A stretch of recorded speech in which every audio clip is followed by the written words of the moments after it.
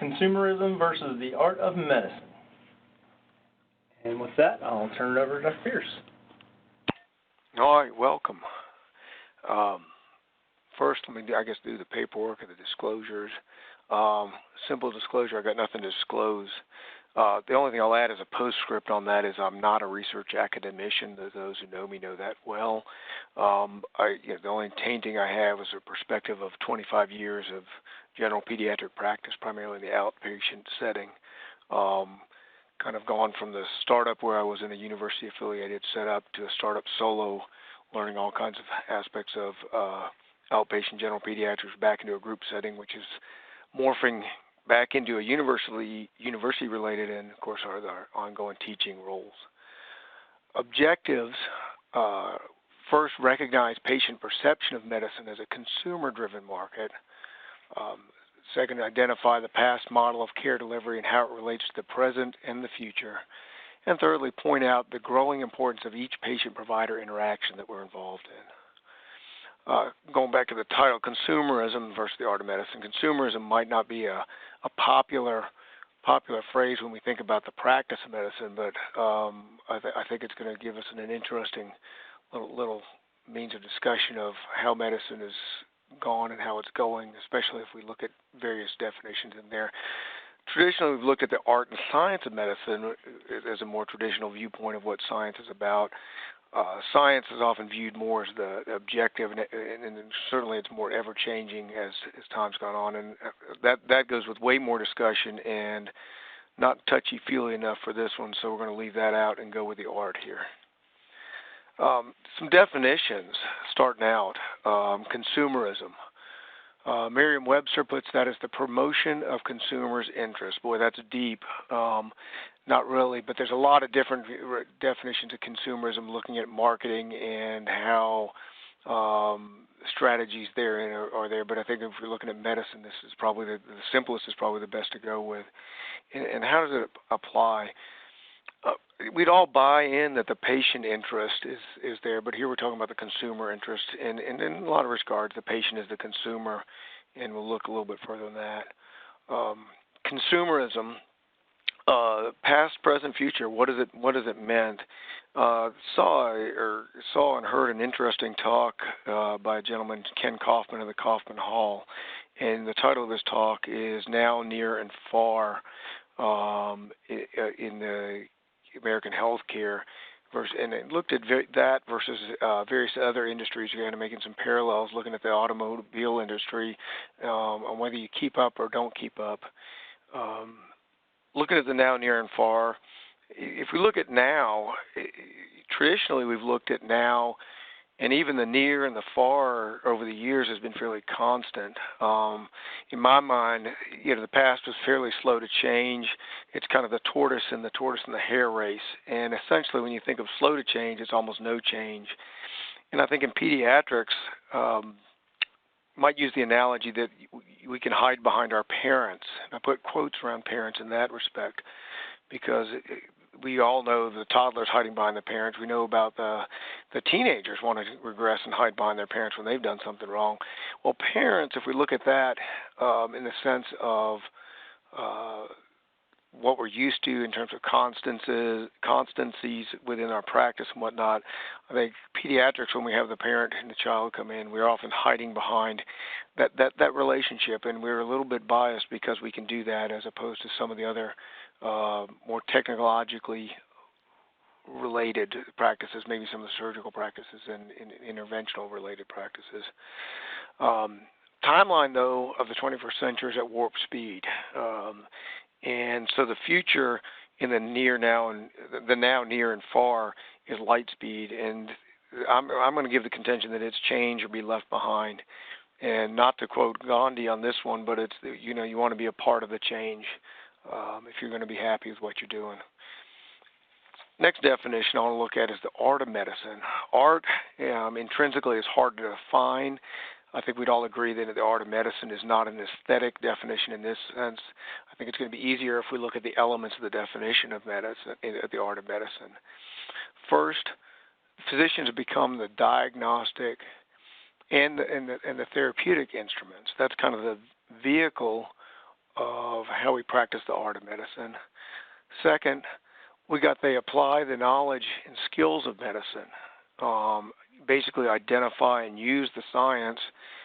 This in my mind is the application. So we have a vehicle and an application with which we can kind of move forward in terms of looking at that.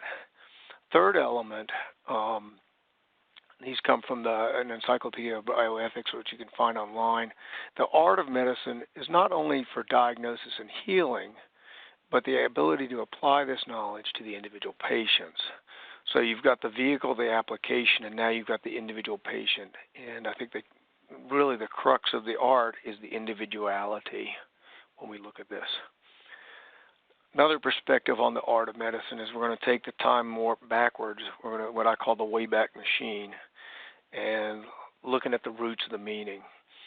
Hippocrates used art in the oath, and the Greek term, the Greek root, now I'm not a Greek scholar, so I'm not going to pronounce this correctly, is techne or techne, and the direct translation, probably more into English today, might be more in the meaning of craft or skill.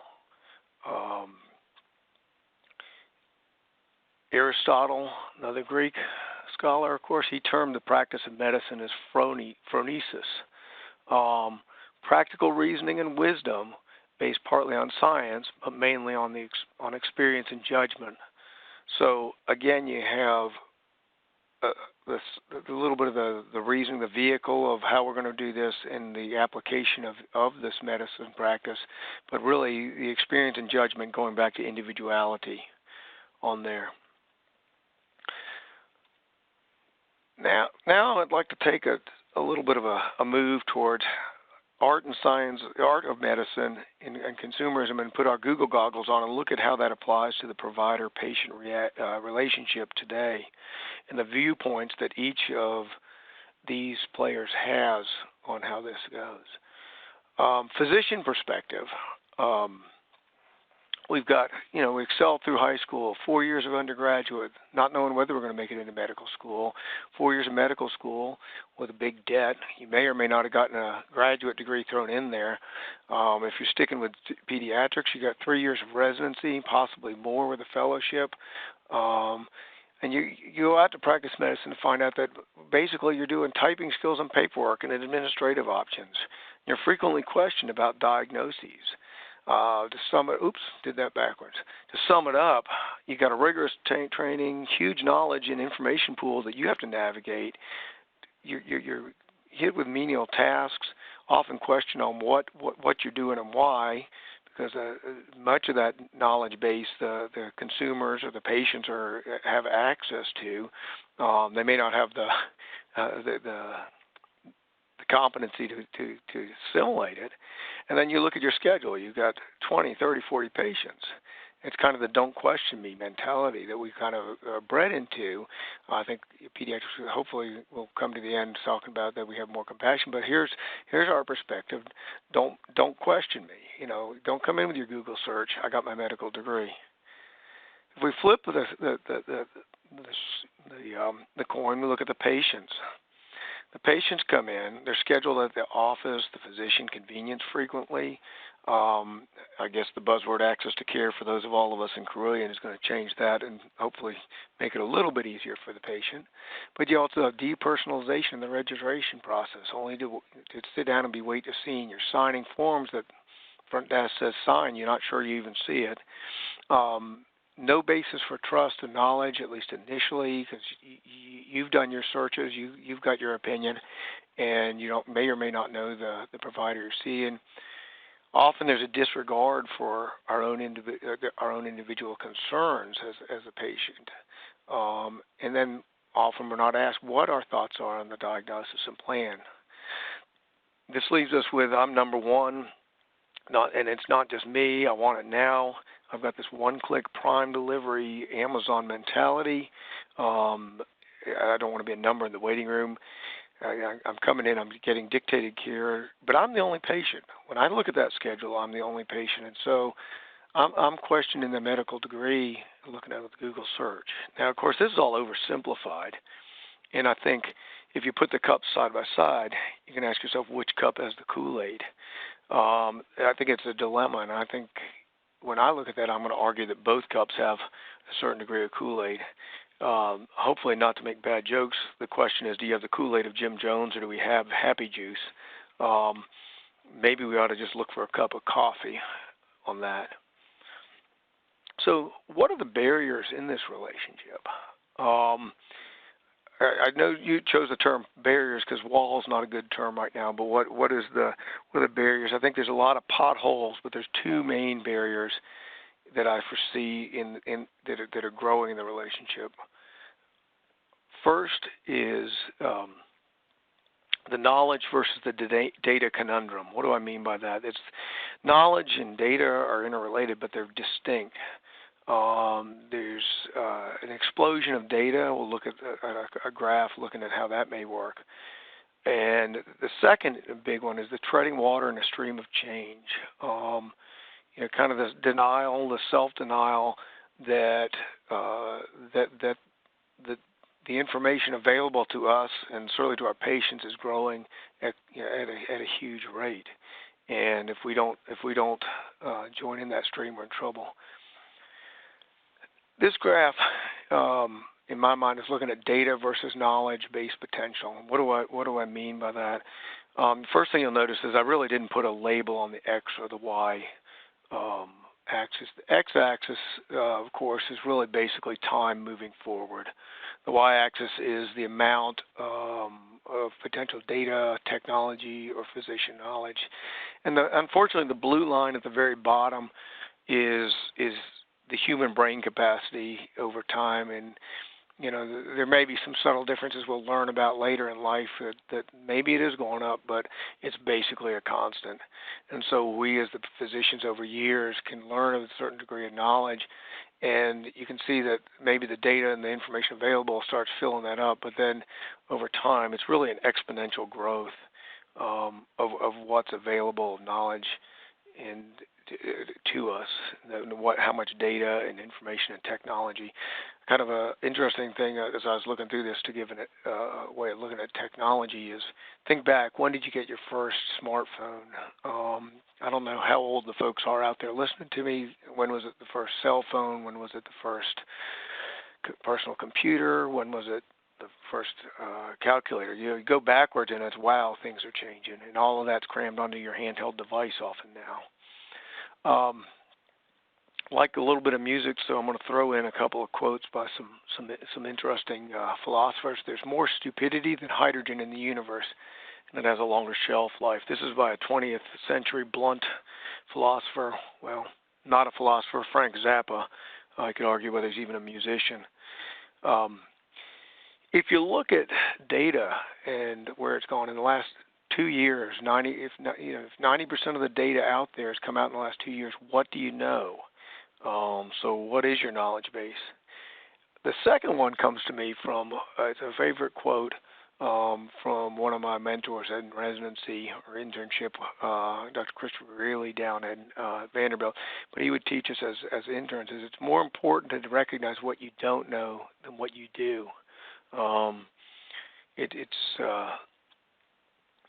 You got to not. If you don't recognize that, you're not going to have the insight to when to look for others. There's really no rubric for this, and it's fundamental to best practice. And I'm using best practice somewhat as a pun because there's no best practice for this. It has to be innate, the self-awareness of knowledge. And the closing on this slide is don't be the hydrogen. Monty Python fans, here you go. We're at the middle of the presentation. And at this point, I want to shift our perspective to looking at, instead of the definitions of how we're practicing the consumerism and the art, I want to look at the players and the tactics that we're going to be using at this point. First player is a consumer. Consumer, a person or organization that uses a commodity or service. Well, that's pretty straightforward, and I don't think any of us would argue that the patients come to us looking for a service, so that essentially there's our consumer. The second player I'm not even going to go in, won't define, but that's us. The paradox in my mind of the consumer is that consumers are driven by sales. Sales are likewise driven by the consumers. And so it's kind of a little bit of a paradox there. And I think if you use those same definitions and think about driven or defined, consumers being defined by sales and sales defined by consumers, kind of holds true as well. The second term, now we're going into tactics, is sales. Going back to Merriam-Webster, sales are operations and activities involved in promoting and selling goods or services. So again, operation activity promoting our service. I don't think any of us would argue that we do promote our own services. I don't think that you necessarily always think of it as sales. And in this tactical model, consumers are using and seeking, but how are we doing that selling? The last tactic or term or entity I'm going to throw in there is art, and I gave you a big definition there, a question mark, because it depends on how you look at this in the old versus the new model. If it's a value, then we need to adapt it, and I'll let you guys decide whether it's an entity or a tactic in the end. Now, if we look at how these all apply to in the context of the old versus the new medical model or the model of patient interaction, the old days, face-to-face patient care creeps up slowly from the bottom. That was basically the active interpersonal way we're relating to patients, and that won't go away. But the question is, how much of our interactions with patients is there going to be? Look in the new model. Again, quickly comes in some of the new players. You got the CVS Minute Clinic. CVS is looking to partner with Aetna, others. They're looking at managing chronic conditions with a vast network. Their argument is that it can be cost saving. It's certainly dollar driven. Amazon certainly appeals with the one-click mentality, and of course they're so large and all-encompassing. They're asking the question, why don't I just do my own health care?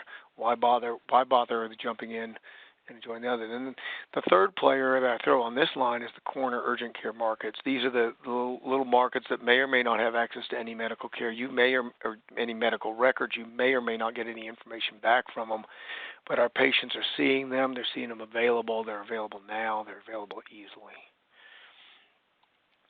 Teledoc, by way of the insurance carrier. I don't know how many of you run into this. Certainly run into it now. Insurance carriers offer basically a portal where they can have a provider provide services. They have no access to your records. They maybe have access to your billing, I'm sure, but they're going to provide care. And the way I've run into this personally is you run into them coming into the office and they're saying, hey, I called the Teledoc. It was great because it doesn't cost me any money, but now I'm not any better, or this has happened, or something's changed. And then you're left to sort that out. Not ideal. MyChart, other portals, these are going to grow. Secure, at least the benefit here is we got access to our charts, but these are things that the patients are using and going to use more often. Probably, and I'm going to argue at the expense of limiting some of the face-to-face exposures that we're going to see. Last, telemedicine. I think that makes a lot of us cringe in terms of the general pediatric world, because how are we going to use that? Although, go to your Inside Carilion website or intranet, and you're going to see Andy Mulliner, the pediatric pulmonary folks, have launched that up in Lexington, and I look that to be a big success because they've got folks that can do the listening for them and hold the stethoscope, and it's face-to-face contact, but it's just in a whole new setup, and you're going to see more of this. The psychiatrists are doing that. Some of the patients are slow to get excited, some of them are not. But it's getting out there and it's reaching places where the access to care is not there. Going to move over a little bit to one of the old vehicles. Well, if there's car buffs out there, they'll know what this is. I had to look online to find it. It's retro, but it certainly moved forward. I'm going to digress at this point and talk about a fellow that was one of my mentors of residency, a guy, Dr. Gerald Hickson. Jerry was the chief of general pediatrics down at Vanderbilt when I was there, and he had a couple mantras he taught us. He's since gone on. He's one of the senior vice presidents for quality, safety, and risk prevention. One of Jerry's mantras was "do the right thing," and I found that one particularly interesting because if he was your attending and you called him and said, "Jerry, hey, I got this kid, I can do this or that," he says, "Well, Dr. Pierce, do the right thing." And usually in the morning you found out whether it was the right or the righter thing that you'd done, but you always learned. The other big mantra Jerry had was "sell the Studebaker." And so that's a Studebaker down in the bottom left. Studebaker, I'm not sure exactly how this came into being as a little bit of a saying. I tried to learn that one and find it, but Studebaker didn't last out there for long. So I'm guessing it's basically you're trying to be the used car salesman. And what Jerry was trying to do was, he said, sell the Studebaker, was he was trying to teach us effective communication. He could go in a room, spend 2 minutes with a mother of a newborn, telling the mother how lovely the baby was, how the baby was doing beautifully. He'd sit down, hold his cup of coffee. They'd have good eye contact and chat. He'd go out of the room. We as the care team would have to take care of teaching and educating, doing all the work otherwise. And the parent would just love Dr. Hickson. And basically he had a means, he was teaching us effective communication. And it was just intriguing if you watched his way of doing that.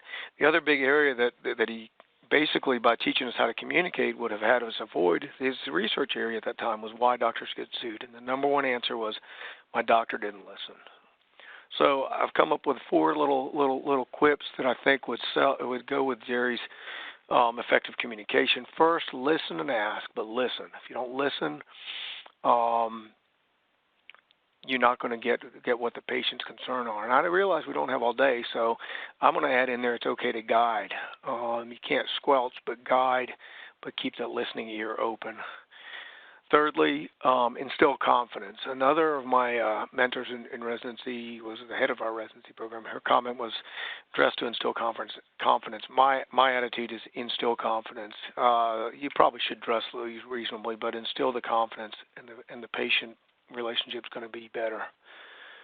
And then finally, read the cues. Look at what the parents are saying with their eyes, with their bodies, even the patient, and respond. And the second half of that was don't be the cue, and that's kind of alluding to the cue stick. You can't just whack the ball, or otherwise you might sink the 8 ball, and there you're going. So my question is, what was Jerry trying to teach us? I think he's trying to teach us essentially a component of motivational interviewing. Looking up motivational interviewing, as I've gone through this, is it's looking at it has its roots in mental health. And it was basically the idea is to change specific behaviors by engaging the patient. So the practitioner incorporates helpful conversational active listening skills such as reflections and affirmations that can be helpful in any conversation with parents and families. And I'll argue that every interaction we have with a patient has got some degree of mental health and motivation. Going slower than I thought, so I'll still tell my joke. Even this talk had its roots in motivational interviewing. I got an email asking about doing lunch and learns, and it might give me some scholarly activity. I said, sure, what's that about? Tell me more. Next thing I know, Patrick sends me a invitation, and it's on my calendar that I'm doing this talk today. And so my motivation came pretty high, and I did get my scholarly activity, assuming I make it for the next 5 or 10 minutes. Motivational interviewing, I think a couple other comments there related to it. It's a method of communication rather than a set of techniques. It's engagement is another term that I would give for that. And I think that there's 4 professional values that come into being with motivational interviewing: partnership, acceptance, evocation, and compassion. Now, obviously, certainly this was geared towards changing a behavior, but in the context, I think interactions with the patient, with the parent, are indeed a behavior. So if we partner with the parent and they partner with us, we gain acceptance of each other, and then we can now evoke the information we need that may be beneficial to making those diagnoses and building a long-standing relationship. And it also ultimately then just brings into compassion. So I'm going to go back to the beginning, and I'm going to say, gosh, consumerism versus the art of medicine. And I'm going to now say, no, I think we need to change that.